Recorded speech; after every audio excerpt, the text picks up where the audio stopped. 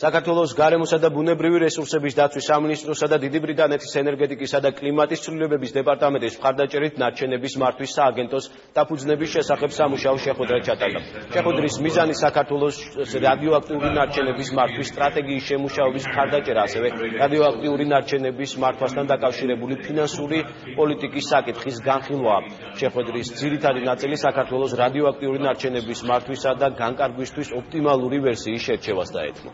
ეს სამუშაო შეხვედრა ეძღვნებოდა საქართველოში რადიოაქტიური ნარჩენების მართვის და მოლაპატრონობის ინსტიტუციური საკითხებს.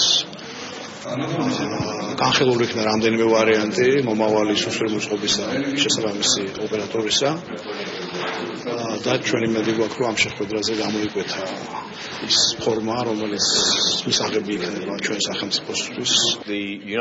გაერთიანებული სამეფო და ამერიკის შეერთებული შტატები უკვე რამდენიმე წელია მუშაობენ საქართველოს მთავრობასთან და საქართველოს გარემოსა და ბუნებრივი რესურსების სამინისტროსთან, რათა შეემუშავონ საქართველოს რადიოაქტიური წყაროების მართვის სისტემა.